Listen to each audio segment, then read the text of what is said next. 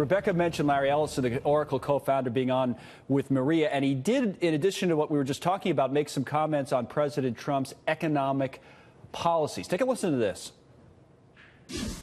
In terms of assessing the Trump administration, I think there's style and then there's substance, and I'm not going to comment about style, but I'm very happy that the United States economy is doing well. I'm very happy we're at record low unemployment rates. There are a lot of good things that have happened. People want to assign some of the credit to Barack Obama, some of Donald Trump. I mean, that's their. Everyone has their own opinion. I just think it's wonderful to see the U.S. economy growing again.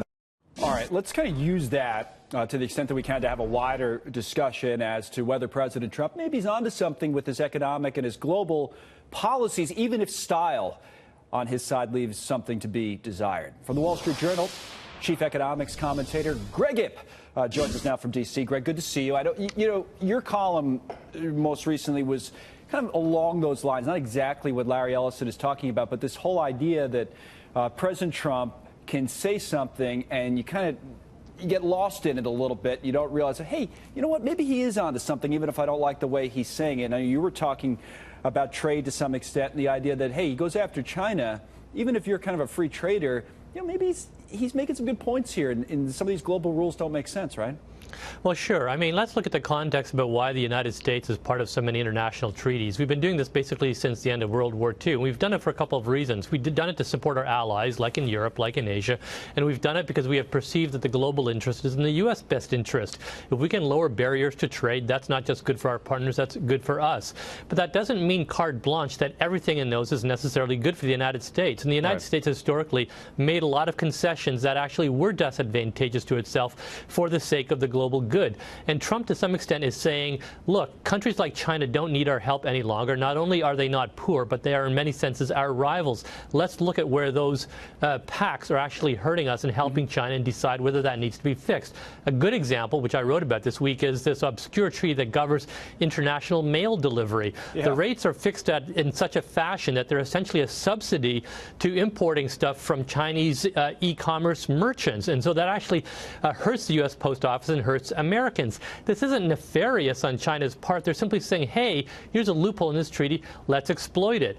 Trump administration basically said that's not going to work for us. Right. Fix it or we're leaving. I thought it was, by the way, I don't think I'm alone in this, but I didn't know a heck of a lot about the Universal Postal Union before I read about it in your column, and I'm sure a lot of people didn't really know how all of this works, and I guess that's kind of the larger point. But the other thing, and you brought this up a second ago, is that when you start to say, hey, China, you're a developing country versus, hey, China, you're the second largest economy in the world, those two things are different. So how should we, because that seems to me to be a baseline in all of this, how should we look at the Chinese when it comes to these discussions about trade?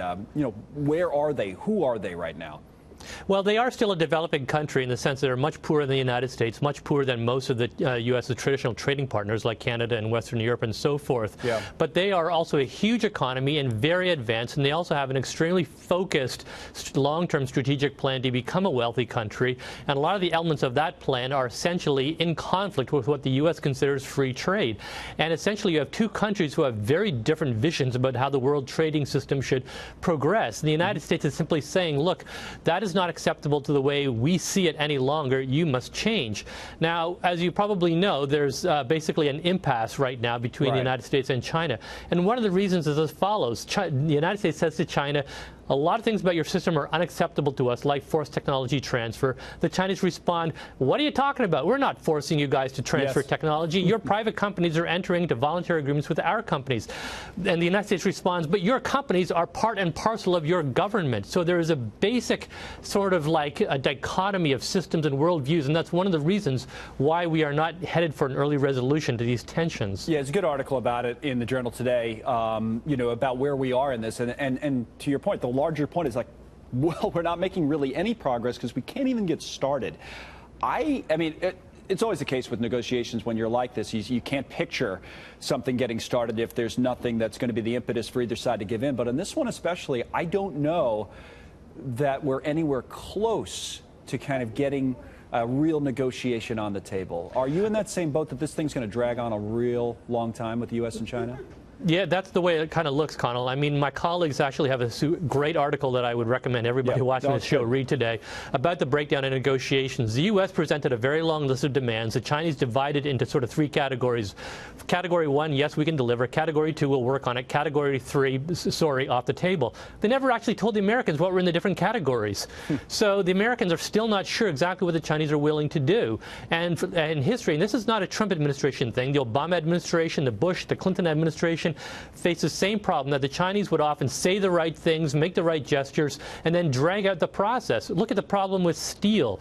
The U.S. joined all the other G20 countries in 2016, including China, in a forum to deal with global excess capacity. Here we are 2 years later, virtually no progress has been made on that. Now, I want to add an important point here.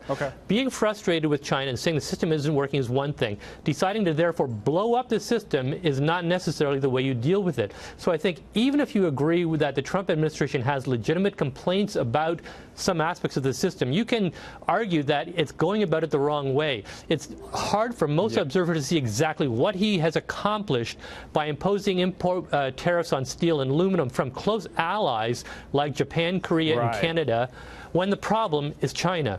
Yep, a lot of people, as you know, feel the same way on that. Greg, good to see you. Thank you for coming. All right, thanks for having me.